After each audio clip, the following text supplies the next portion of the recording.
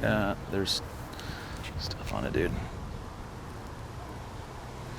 What's up, guys? We are in Cleveland, Ohio, and I thought I'd do a site visit to a property I bought early on in my career. It is the first apartment building I ever lost money on. So I'm gonna give you a quick history and how to not make the same mistakes that I made when buying these buildings.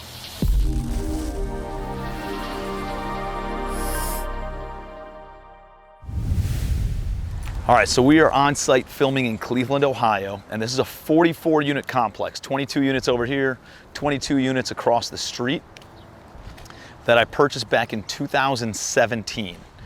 And it just started raining, which is kind of poetic because this property has had a dark cloud over it ever since the beginning, all right? I should have paid attention to this do not enter sign and never came here. That's what I should have done. Anyways, so I knew a guy who owned the property, and he ended up, I think he was out of state and bought it. I think I might have wholesaled it to him, actually. I might have taken a little fee on it on the acquisition side when he bought it a couple years prior, probably 2015 or something like that. So he had it, had made some renovations to it, did some work to the properties, and filled it all up with tenants. And because he was out of state, he had a hard time managing it. And he hit me up. He's like, hey man, I want to sell this thing. You could assume my loan. I'll sell or finance a small portion of it, bring some bucks, and then you can take it over, but you got to cash me out in the next couple of years. You know, I looked at the numbers, and this is like when I was starting to get rolling in apartments. This is like 2017 now. And so I was starting to get a little bit of a name for buying apartment buildings, and I had people who I knew would buy a stabilized asset, and I was thinking maybe I could flip this thing pretty quickly in 3 to 6 months and probably make $500,000 or $600,000. And so I'm all amped up about it. I look at it, I can assume the loan, I could just take over the project from him. And it was already 80% occupied, right? So 80% of 44 units means there were only 9 vacant units, and I just had to turn those units and get rolling on leasing them up, and then I could launch this thing. So here's the lesson, here's the key here. I bought the property, right? I did a little bit of due diligence, walked all the units, but I didn't check physical occupancy against economic occupancy. Two very different things. Physical occupancy means how many people are living in the property. Economic occupancy means how many people are actually paying rent in the property. And although it was physically 80% occupied, it was only economically 25% occupied. So out of the tenants that were there, again, there were this 44 unit building, so I think there were 34, 35 units that were occupied. Only 12 were actually paying rent. So we had to turn around and evict another 20 some tenants.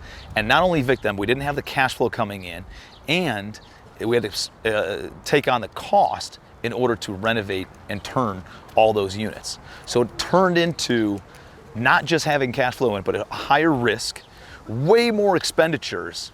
And over the course of the 3 to 6 months that I thought I'd make $500,000 or $600,000 on it, it ended up taking 1.5 years for me to turn around and sell this property. And I ended up writing a check for $50,000. Now I want to go back and explain something on the money side. Although I lost money on this, my investor did not lose any money on this.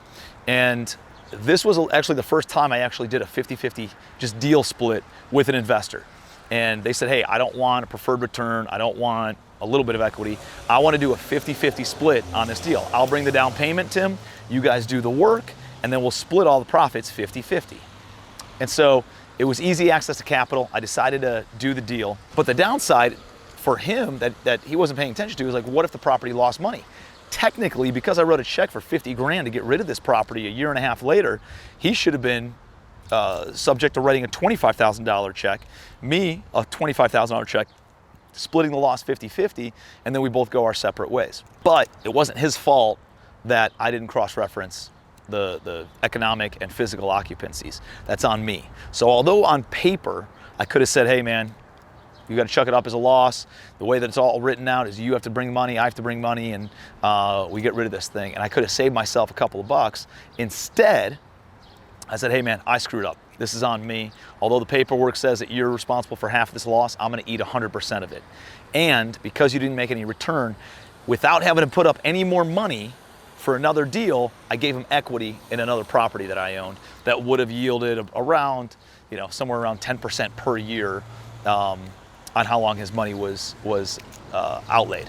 And so I think to understand a couple of lessons. One, due diligence, don't skimp on it, right? Make sure physical occupancy and economic occupancy are cross-referenced and they jive and balance, and make sure that you look at all the financials, tax returns, profit and loss statement, rent rolls, and cross-reference all of it. And then secondly, always take care of your investors, right? Like, this is somebody who, the deal was shitty, right? Like, we lost money on it, but I lost money. I didn't let him lose money.